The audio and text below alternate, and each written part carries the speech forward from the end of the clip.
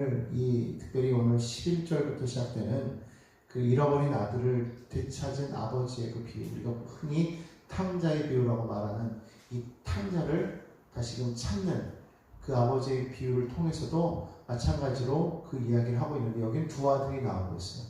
큰아들과 둘째아들. 큰아들은 맏아들이죠. 맏아들은 그 집안의 기업을 이어가는 그런 자녀라고 할 수가 있어요. 자, 그런데 보면 이 큰아들은 누구를 상징한다고 이렇게 볼 수가 있어요. 이게 보니까 바리새인과 서기관들이 아니었을까. 그럼 이 둘째는 누구와 같습니까? 지금 여기 보면 세리와 죄인들, 창기와 같은 그런 모습이라고 우리가 오늘 성경을 읽으면서 그렇게 우리가 느낄 수가 있죠. 자, 그런데 오늘 성경에 보니까 이들도 아들이고 저들도 아들이라는 거예요. 아버지 입장에서 봤을 때에는 큰아들만 아들이냐? 아니죠. 둘째도 아들인 거예요. 우리 옛말에 열 손가락 깨물어 안 아픈 손가락이 없다고 하는 말이 있죠. 이것이 상징하는 바는 우리가 흔히 말할 때 우리 자녀들에 대한 그 부모의 사랑을 우리가 이렇게 보여준다고 할 수가 있어요. 어느 자녀라고 해서 그 부모에게 미운 자녀 있겠습니까? 다 사랑스러운 자녀. 물론 문제를 일으키는 자녀에 대해서 가슴 아파하는 그런 부모가 있고, 혼을 내는 경우도 있고, 뭐 때로는 이렇게 벌로 내쫓는 경우도 있겠지만, 어쨌든 그럼에도 불구하고 정말 그 자녀 한 사람 한 사람에 대한, 특별히 잘 나가는 자녀보다 못 나가는 자녀에 대한 그 부모의 애틋한 마음이 더 크지 않나, 저는 그렇게 생각하죠. 사실 형제들끼리는 그걸 몰라요. 부모가 되어야만 그것을 알 수가 있습니다. 저도 결혼하기 전에는 부모의 사랑에 대해서 사실 그렇게 잘 몰랐는데, 결혼하고 나서 그리고 또 자녀를 낳고 나서 보니까 부모의 마음이라는 것이 이렇구나라는 것을 점점 알아가게 되더라고요. 그것을 알면서 느끼는 건 뭐냐면, 하나님의 사랑이 바로 이런 것이구나라는 것을 깨닫게 된다는 것이죠. 부모가 되어보니까 어느 자녀라고 해서 잘난 자녀뿐만 아니라 못난 자녀까지도 다 나의 사랑하는 자녀가 되는 것이죠. 그래서 거기에 대한 애절함, 애틋함이 있어요. 오히려 정말 멀리 나가는 자녀에 대한 그 애틋한 마음이 더 큰 것을 우리가 보게 되지 않겠습니까? 그런데 형제들이 모르는 것처럼 이 바리새인들과 서기관들도 그걸 모른다는 거예요. 오히려 하나님의 말씀을 알고 있는, 율법을 알고 있는 이 바리새인들과 서기관들이 사실 세리와 이런 죄인들을 보았을 때에 긍휼하는 마음이 있어야 되지 않겠는가. 왜냐하면 저들도 어쨌든 하나님의 지음받은 자녀라는 것을 그들은 알고 있었지 않겠습니까? 그들을 향한 긍휼한 마음이 있었어야 되는데, 오히려 그들에게는 어떤 마음이 있었어요? 우리는 그렇지 않다라는 마음이 있었고, 저들은 죄인이다라는 그런 마음이 있었기 때문에 사실은 그것이 어떻게 보면은 자신들의 어떤 의를 드러낼 수 있었을지 몰라도 하나님의 의, 하나님의 사랑을 드러내지는 못했다라고 그렇게 우리는 볼 수가 있습니다. 우리가 정말 온전히 우리가 바라봐야 될 것이 바로 여기 있다고 생각합니다. 아무튼 오늘 이 비유를 보면은요, 여러분들이 정말 잘 아는 그런 비유인데요, 아마 모르시는 분들도 있겠지만 여기 보면 이 두 아들이 나옵니다. 그런데 자세히 보니까 둘째가 아버지에게 말을 해서 미리 자신에게 돌아올 유산을 달라고 그렇게 이야기하는 장면이 나옵니다. 원래 유산이라는 게 사실은 뭐죠? 부모가 물론 살아생전에도 미리 나눠주는 경우도 있죠. 보통 돌아가신 이후에 자녀들에게 나눠주지 않습니까? 그런데 지금 이 둘째는 아직 부모가 살아있음에도 불구하고 지금 부모에게 자기의 분깃을 달라고 그렇게 주장을 하고 있어요. 사실 그 분깃을 주고 안 주고는 부모의 마음이죠. 그리고 그것이 어떻게 빚을 준 겁니까? 부모에게 빚을 줬어요? 부모에게 꿔줬습니까? 맡긴 것을 찾아가는 거예요? 그거 아니잖아요. 근데 너무 당연한 듯이 자기의 분깃을 달라고 말하는 거예요. 아마 이 성경에서 나와 있진 않지만 이 둘째가 정말 그 아버지의 그 재산을 이루기까지 얼마만큼의 기여를 했을까? 봤을 때 별로 기여한 것이 없었을 것 같아요. 왜냐하면 그의 삶의 모습 스타일을 뒤에 보면 그는 호랑방탕한 사람이었기 때문에 그 부모가 그 재산을 만드는 데 있어서 그렇게 크게 기여하지는 못했을 거라고 분명하게 그렇게 생각이 되어집니다. 반면에 큰형의 모습은 어떻습니까? 큰아들은 그 아버지의 어떤 그 재산을 이렇게 키워나가는 데 있어서 좀 도움이 좀 되지 않았을까라는 그런 생각도 짧게 한번 해봐요. 그러나 어찌됐든 간에 이러하든 저러하든 그 재산을 모으는 데까지 모든 과정에서 가장 큰 역할을 하는 사람은 아버지예요. 아버지에게 그 재산을 달라 요구할 수가 있다라고 생각합니까? 마땅한 의무라고 생각합니까? 그건 아니라는 것이죠. 부모가 줘도 되고 안 줘도 되는 거예요. 그거는 부모의 마음입니다. 그러면 왜 줍니까? 저는 그렇게 생각해요. 부모의 사랑이기 때문에 자녀에 대한 사랑이 없이는 주지 않는 것이죠. 근데 자녀들은 그것을 마땅한 어떠한의 권리처럼 특권처럼 생각한다는 우리가 하나님 앞에 무언가를 구할 때 마치 하나님 앞에 뭔가를 꼭 받아야만 되는 하나님이 내게 주시지 않으면 안 될 것만 같이 우리는 기도하지 않습니까? 하나님 내 거를 주세요. 하나님 내게 주어진 그 분깃을 주세요.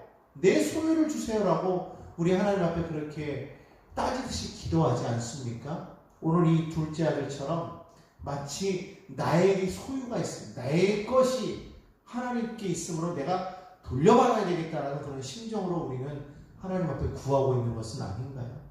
하나님이 우리에게 무조건 주어야 된다는 그런 생각은 도대체 어디에서 나오는 것일까요? 하나님이 우리에게 주시는 것은 은혜입니다. 그분의 마음이고 그분의 사랑입니다. 주실 수도 있고 안 주실 수도 있는 거예요. 주시는 자도 여호와시고 취하시는 자도 여호와신 거예요. 하나님이 우리에게 주시지 않는다고 해서 우리가 뭐라고 말할 수가 없는 거예요. 하나님이 주시는 게 은혜가 되는 것이죠. 근데 우리는 때로 아무것도 안 이루어지고 우리 삶이 힘들어지면 하나님 앞에 마치 빚쟁이처럼 달려와서 하나님 앞에 내 소유를 구합니다. 이거 주세요 라고 말합니다. 우리가 너무 힘들어요. 나 좀 도와주세요 라고 말합니다.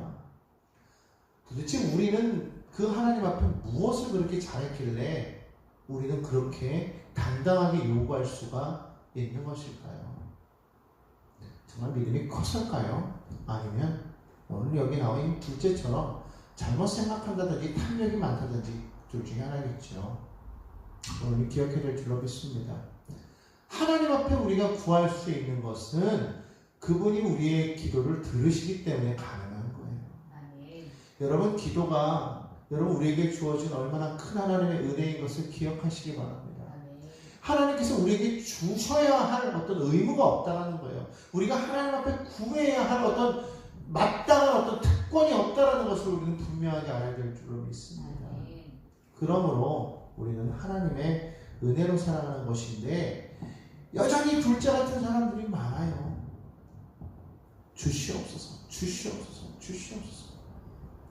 근데 하나님이 그걸 주면 그걸 가지고서 정말 온전히 하나님께서 내게 주신 것을 이것이 나에게 주신 하나의 어떤 맡기신 것이다. 그런 어떤 청직적인 사명을 가지고 있어서 잘 운영하고 잘 활용할 수 있으면 좋은데 대부분의 사람들은 그러지 못하다는 것이죠. 자기에게 주어진 삶, 생명, 시간, 물질, 젊음, 건강 이런 모든 것들을 사실은 우리 너무나도 우리는 호랑방탕하게 우리는 사용하고 있는 것은 아닌지 돌이켜보아야 될 줄로 믿습니다. 여러분 술 좋아하십니까? 술을 먹는 건 좋습니다. 그러나 술을 먹음으로 인해서 우리의 삶을 얼마나 허비하고 있다면 그것은 잘못된 것이죠. 하나님 앞에 서야 될 그 시간에 그 자리에 우리가 그 자리에 서 있지 못하고 그렇게 세상으로 나가서 사람들을 만나고 술을 마시고 즐기는 것에 우리의 모든 것을 우리가 허비해버린다면 사실 그것만큼 정말 우리가 허랑방탕하게 사는 것이 없다라고 그렇게 생각되어집니다. 무엇이 잘못되었느냐가 중요한 것이 아니라 우리에게 주어진 그 삶을, 우리에게 주어진 그 시간을, 우리에게 주어진 그 물질을 우리가 어떻게 하면 정말로 하나님이 기뻐하시는 나의 삶의 모습으로 내가 그것을 활용하고 선용할 수 있을 것이냐. 그냥 우리의 삶을 즐기기 위해서 그렇게 그냥 살아가는 것이, 그것이 하나님의 은혜의 축복이라고 그렇게 말하지 말고, 정말로 하나님께서 내게 주신 이 시간을, 물질을, 그리고 내 젊음을, 내 모든 이 에너지, 열정을 정말 어떻게 하면 하나님께서 원하시는 선한 일로 쓰임받을 수 있을지를 우리는 분명하게 생각해야 될 줄 믿습니다. 부모가요, 어쨌든 둘째가 그렇게 말해도 오늘 성경 보니까 특이점이 하나 있어요.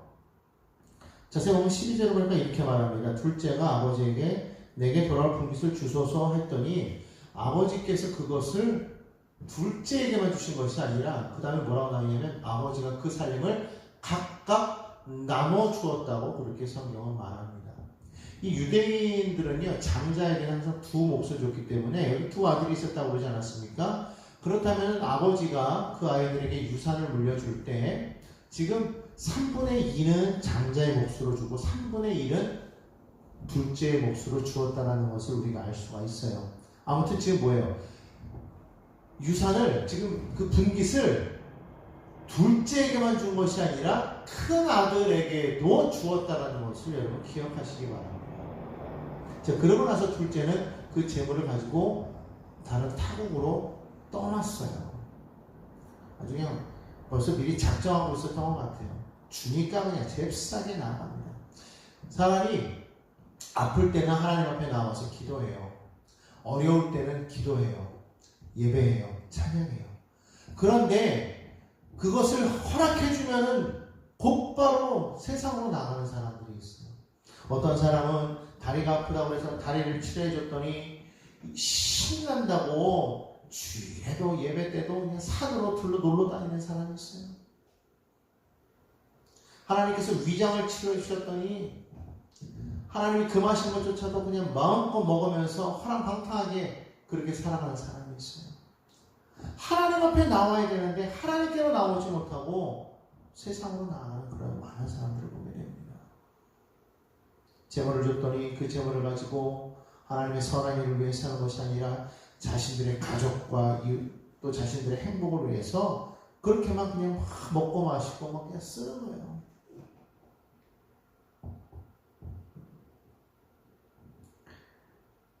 그것이 허랑방탕이냐? 허랑방탕이라는 거예요. 왜냐?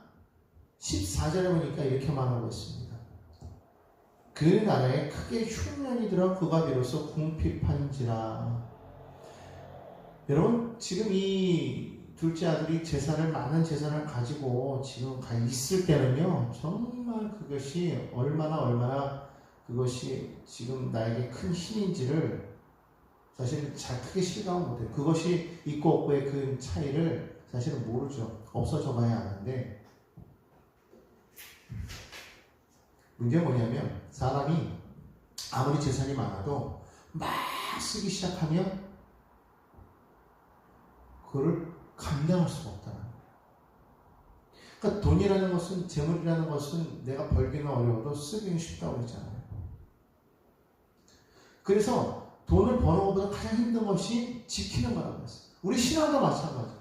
우리 신앙을 우리가 처음에 하나님을 우리가 온전히 믿는 것 같지만, 그러나 그 하나님을 믿는 그 믿음의 그 신앙을 우리가 온전히 지켜나가는 것이 얼마나 힘든지 몰라요. 그것이 특별히 이런 물질적인 면에서, 시간적인 면에서 하나님 앞에 정말 온전히 내가 이것보다도 하나님을 더 섬기는가, 내가 세상보다 하나님을 더 섬기는가, 내가 물질보다 하나님을 더 섬기는가, 내가 시간보다도 하나님을 더 섬기는가, 내가 내게 있는 모든 일보다도 하나님을 더 섬기는가, 내가 내 가족보다 하나님을 더 섬기는가, 그것을 분명하게 보면 알 수가 있다. 내가 무엇에 더 집중을 하고 있는 것인가?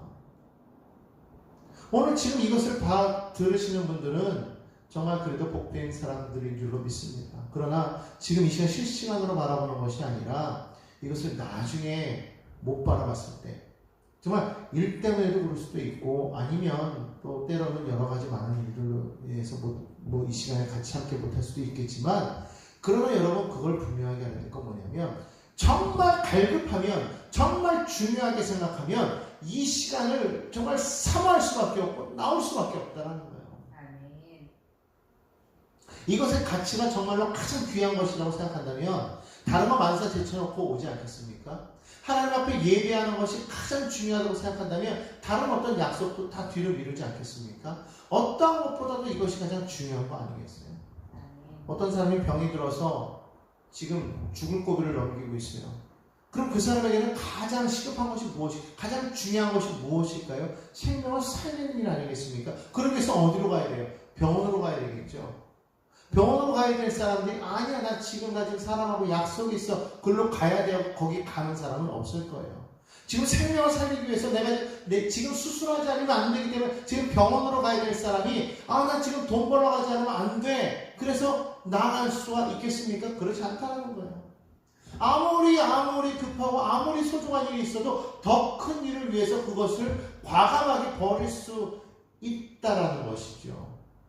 오늘 여러분들이요, 우리가 드리는 이 예배가 아무것도 아닌 것 같아도 사실은 그 매일의 그 예배가 쌓임으로 인해서 우리의 믿음이 온전해지는 것을 우리는 분명하게 알아야 될 줄 믿습니다. 음악하는 사람들이나 이런 예체능 선수들은 잘 알아요. 뭐냐면 훈련을 계속해서 하루라도 쉬면 자기 자신의 어떤 그런 그 능력치가 점점 이렇게 자기 자신이 그 어떤 실력이 줄어드는 것을 느낀다고 하지 않아요?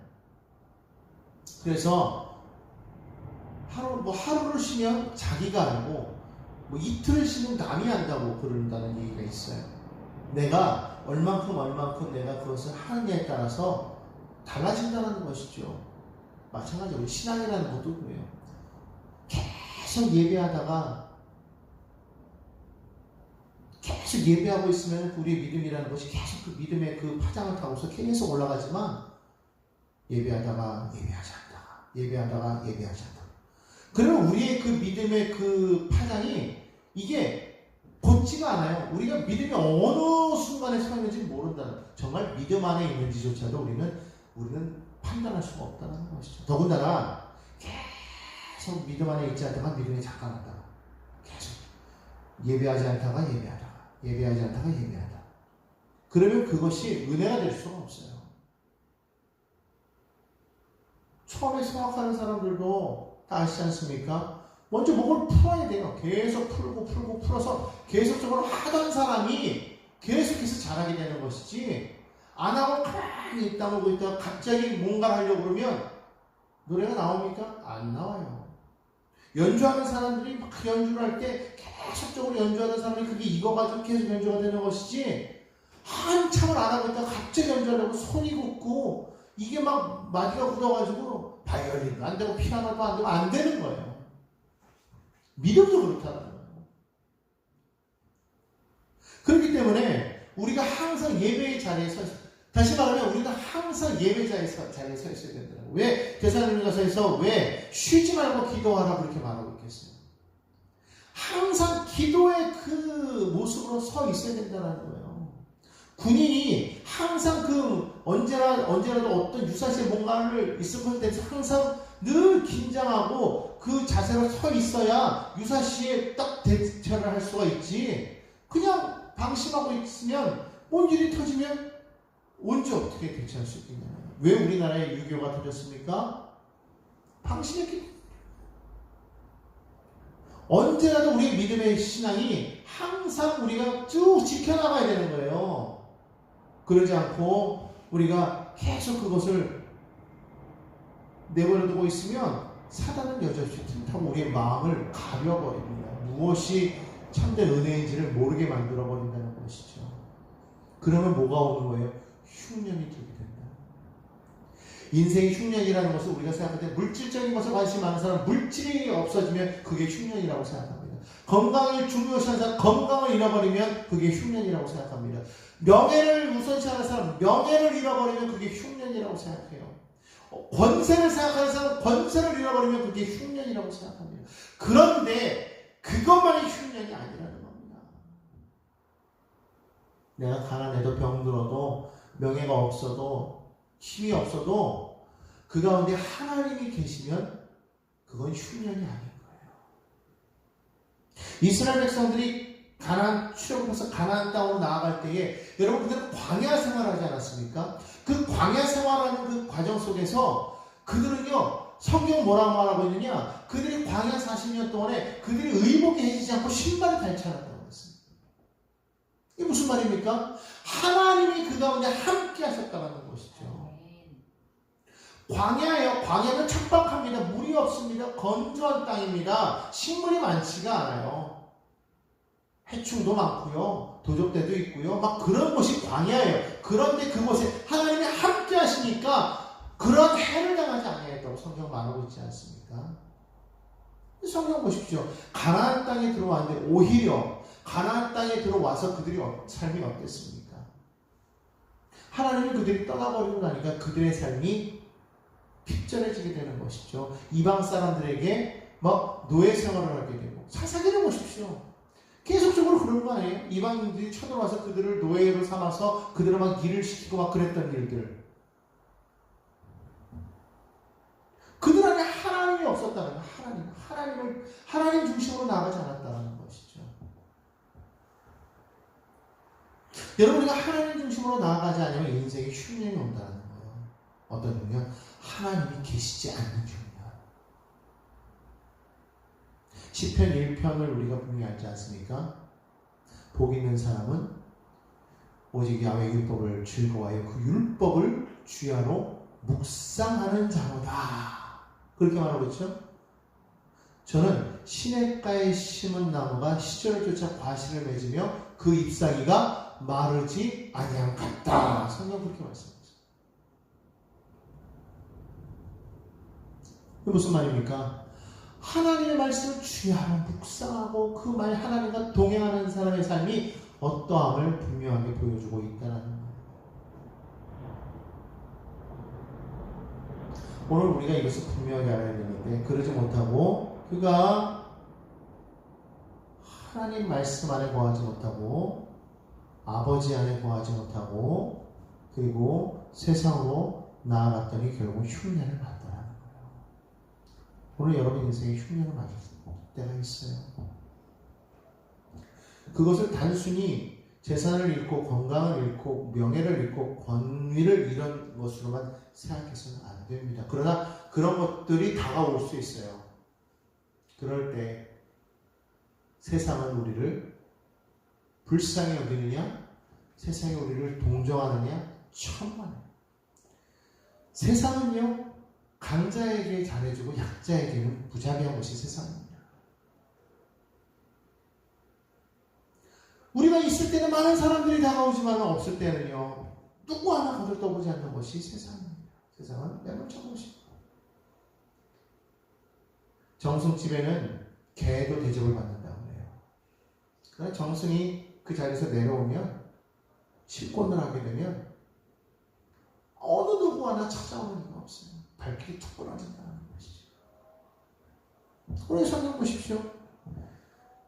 흉년이 들어서 그가 궁핍해지니까 성경 뭐라고 말하고 있어요? 16절에 보니까 너무 배가 고프니까 돼지가 먹는 주염 열매로 배를 채우고자 하는데 주는 자가 없대요. 그거 하나 주는 자가 없대요. 얼마나 잘 썼을 거예요 사람들한테. 그런데 세상은 매정합니다. 너 이상 너에게 빼먹을 게 없어? 그러면 끝. 이게 세상인 거예요. 이 둘째 아들이 참 복된 건 뭐냐면요 그 자리에 있을 때 거기에서 좌절하고 비관해서 목숨을 끊지 않았다는 거예요. 스스로를 비관해하지 않았다는 거예요. 물론 비관했지만 무엇을 생각했습니까? 바로 그때 그 자리에서 하나님 아버지를 기억하고 아버지 집에 있었던 것을 기억하고 다시금 돌아가기로 작정했다라는 데 큰 은혜가 있는 줄로 믿습니다. 오늘 이 말씀을 듣는 여러분 가운데 정말 이 말씀을 듣고도 여전히 죄의 자리에 머물러 있지 말고 세상에 머물러 있지 말고 정말 지금 흉년을 당하기 전에 여러분 지금 이 말씀을 듣고 돌이켜서 아버지께로 돌아가자 작정하는 사람들이 있기를 간절히 소망합니다. 아버지께로 돌아와야 되는 거예요. 하나님께로 나와야 되는 것입니다. 아버지께로 나올 때 거기에 평안이 있고 거기에 행복 있고 만족 있고 소망 있고 기쁨이 있게 되는 것입니다. 그제서야 비로소 아는 것이죠. 그래서 사실 어떻게 보면 좀 이렇게 한번 멀리 갔던 사람이 또 어떻게 보면 은혜를 또 알게 되는 거예요. 그러니까 죄에 빠져서 멀리 가보니까 아는 거죠. 어떻게 보면 그것도 또한 은혜가 되는 것 같아요. 그것도 은혜가 되는 거예요. 중요한 건 그럴 때 돌아올 것이냐 아니면 그러기 전에 돌아올 것이냐, 정말로 하나님 앞에 아버지 앞에 먼저 돌아와서 있을 것이냐, 그분과 함께 할 것이냐, 이것에 대한 결단이 지금 오늘 이곳에 계신 모든 분들과 이것을 바라보는 모두의 마음에 달린 것이라고 저는 생각을 합니다. 지금 이 아들은요, 스스로를 아들이라고 생각하지 않고 그냥 품꾼으로 자기 자신을 낮춰버렸어요. 그렇게 해서라도 아버지께로 돌아가야 되겠다고 그가 말을 하는 것이죠. 작정만 한 것이 아니라 그는 즉시로 일어나서 아버지께로 가는 행동을 보입니다. 여러분, 언제나 마음 가운데 그래 나는 이렇게 해야지, 예배해야지, 기도해야지, 찬송해야지, 전도해야지, 봉사해야지, 하나님 앞에 정말 예배하고 섬기고 물질로 섬기고 시간적으로 섬기고 내가 해야지, 마음으로만 그렇게 하는 것이 아니라 맨날 결심만 하고 그냥 끝나버리지 않습니까? 내가 하나님 앞에 정말 해야 되는데 아니요, 했으면 즉시로 행동하길 바랍니다. 거기에 구원의 은혜가 있는 거예요. 이 아들은요, 생각만 하고 멈춰있던 것이 아니라 즉시로 일어나서 아버지께로 돌아갔다고 성경은 그렇게 말하고 있어요. 사랑하는 성도 여러분, 하나님께로 돌아오시기 바랍니다. 지금도 하나님은 여러분을 기다리고 계신다라는 거예요. 돌아와 나의 사랑하는 자녀들아, 돌아와라. 그 나간 자녀들이 여러분 믿지 않는 저 자녀들만 있다고 생각하지 마십시오. 지금도 하나님의 그 은혜 자리에 있다고 생각하면서도 멀리 떠난 사람들에게 하나님께서 행하시는 말씀이에요. 오늘날 예배의 자리가 비어져 가고 있는 것은 무엇 때문이겠습니까? 아버지의 그 사랑 안에 거하지 않고 있다는 증거죠. 오늘 여러분들 이것을 듣는 모든 분들은 아버지의 그 사랑을 간절히 소망하시기 바랍니다. 그분 앞에 나와야 되는 거예요. 정말 이것을 느낀 사람만이 내가 아무것도 아니었구나라는 걸 깨달아요. 내가 아무것도 아니구나. 그러고 나서 이 아들이 돌아왔을 때 아버지가 그를 맞이하지 않습니까? 아들이 눈물을 흘리며 나는 아들이 아닙니다. 나는 품꾼의 하나의 부족함이라고 할 때 아버지는 다른 말 하지 않아요. 그런 말 하지 말라고 이런 말 필요 없어요. 그냥 아예 종들에게 명하지 않습니까? 제일 좋은 옷을 내어다가 입혀라. 손에 가락지를 끼고 발에 신을 신겨라. 살찐 송아지를 잡아라. 얼마나 지저분하고 지금 얼마나 돼지 치우느라 정말 막 온몸에 돼지 냄새 나고 역한 냄새 나고 막 그럴 텐데도 불구하고 이 아버지가 가서 엉겨 안고 기뻐서 막 얼싸 안으면서 얘에게 새 옷을 입혀라. 씻기고 그럴 정신도 없는 것 같아. 내가 보니까 아마 씻기라고 했겠죠. 근데 어쨌든 간에 옷을 좋은 옷으로 차려 입히고 반지를 끼우고 아들이라는 걸 막 나타내는 거예요. 그 아들을 위해서 막 음식도 막 잡고 막 그렇게 합니다. 즐거워하는 그런 장. 여러분, 이것이 하나님의 마음인 것을 여러분 기억하시기 바랍니다. 오늘 여러분들이 하나님 앞에 이와 같은 마음으로 나올 때 하나님께서는 여러분을 사랑하셔서 여러분들에게 새 옷을 입히시고 가락지를 끼우시고 온갖 좋은 것으로 만족해 주실 줄로 믿습니다. 자, 그런데 바로 여기에 이 마다들이 나와요. 이 마다들은 어찌 보면 바리새인과 세리들과 서기관들 같은 그런 사람들이겠죠. 마다들이 밭에 있다가 돌아와 보니까 갑자기 집안에서 웬일로 막 통합 소리가 들리고 막 잔치 소리가 들립니다. 오면서 종에게 물어요. 이게 무슨 소리냐?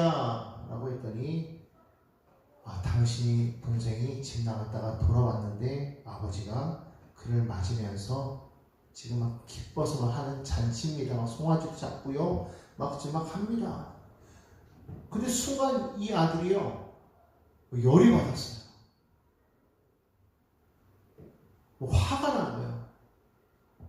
그날 뭐 일하다가 뭐 낮에 뭐 어떤 일이 있었는지는 모르겠지만 아무튼 너무너무 화가 납니다. 화가 나가지고 집에 안 들어갑니다. 잊었다는 것이죠. 근데 그걸 들었어요. 아니 지금 주인님 당신의 큰아들이 지금 밖에서 지금 안 들어오고 있어요. 그 아버지가 직접 나가서 큰아들에게 말하지 않습니까? 이리 와라. 들어가자. 그때 아들이 하는 말이 뭐예요? 아버지, 내가 지금까지 아버지만 하면서 여러 해 동안 저 둘째 나가고 나서도 여러 해 동안 내가 아버지를 한 번도 나는 쟤처럼 떠난 적도 없었고 아버지 재산 축낸 적도 없었고 나는 정말 아버지가 뭘 하라 그러면 나는 다 순종했는데 나 지금까지 살면서 아버지가 이처럼 나에게 행한 적은 한 번도 없습니다. 뭐 벗들을 불러가지고 나와 함께 야 너 수고했으니까 네 친구들 불러가지고 잔치할 테니까 먹어라 뭐 이런 적 있으십니까?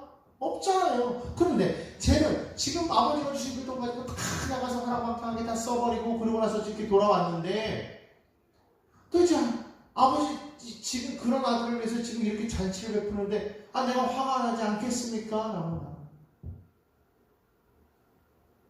이 아들이 말하는 거예요. 나는 잘했고 너는 못했다. 근데 왜 나는 잘하고 못한 저놈에게 왜 이렇게 해주느냐? 이제 화가 난 거죠. 근데 그 아들이 지금 잊어버리고 있는 게 있어요. 뭐예요? 앞에 우리가 봤죠, 12절에. 아버지가 그 분깃을 큰 아들에게도 줬어요. 다시 말하면 지금 이 재산은 누구 거예요? 아버지 것도 있겠지만 자기 거예요. 자기가 지금 열심히 일했지만 사실은 누구 재산 불린 거예요? 자기 재산 불린 거예요. 자기가 아버지를 열심히 모셨지만 어쨌든 간에 그 재산 누구 거예요? 자기 거예요. 이미 그는 그 안에서 많은 것을 누리고 있어요. 굶주렸습니까? 아니죠. 헐벗었습니까? 아니죠. 스스로가 하려면 얼마든지 할 수가 있었다는 거예요. 그러니까 지금 이 큰아들은 뭔가 좀 크게 지금 착각하고 있는 거예요. 아버지를 오해하고 있는 거예요. 사실은 지금 자기가 아버지와 함께하고 있음으로 인해서 자기에게 있는 이 모든 것이 얼마나 큰 유익이며 얼마나 큰 복인지를 알고 있음으로 인해서 사실은 나는 복받은 사람이구나 하는 어떤 그런 여유 속에 그 둘째 동생을 보았을 때 정말 좀 뭔가 좀 측은하게 보이는 어떤 그런 마음이 있었어야 되지 않겠어요? 그러지 못한 거예요. 그 양 한 마리, 송아지 한 마리 잡은 게 그게 이 사람의 재산에서 뭐 얼마나 축이 났겠어요. 사실 어떻게 보면 그 가운데는 아버지 재산도 있을 거 아닙니까? 이미 자기 건 받았단 말이에요. 자기가 이미 분깃 받았으면서도 지금 아버지 있는 마음이 뭐예요? 얘 내게 네 거야. 너는 나와 항상 함께 있지 않냐? 내 것이다. 네 거야. 여러분 이거는 정말 어떻게 보면 분깃을 이미 줬는데도 불구하고 아버지가 지금 가지고 있는 아버지 재산을 지금 아버지 뭐라고 말해요? 내게 네 거야 라고 말하고 있잖아요. 그럼 지금 이 아들은 너무너무 많은 것을 가지고 자기가 열심히 일하고 뭐 자기가 지금 그것에 대해서 지금 뭐 하는 거예요? 억울하다는 거 아니에요. 나는 한 번도 받지 못해서 억울하다. 그게 왜 억울한 거냐면 나는 그렇게 행하지 못했기 때문에 억울한 거예요. 쟤처럼 그렇게 하지 못했기 때문에 억울하다고 생각하는 거예요. 그랬는데도 불구하고 저는 아버지에게 사랑받고 나는 사랑받지 못하고 있다고 생각하는 그게 아니라는 거예요. 얼마든지 나도 할 수가 있었는데도 불구하고 스스로가 안 했잖아요. 어떻게 보면은 아버지의 사랑을 더 모르는 거지. 그 안에 있으면서. 왜 우리는 예수를 믿으면서도 그분의 그 사랑을 정말 모를까요? 교회 안에 있으면서 정말로 왜 우리는 그 사랑을 모를까요? 있으면서 오히려 불쌍한 그 동생을 돌아봤을 때 좀 더 긍휼히 여기는 마음이 왜 없을까요?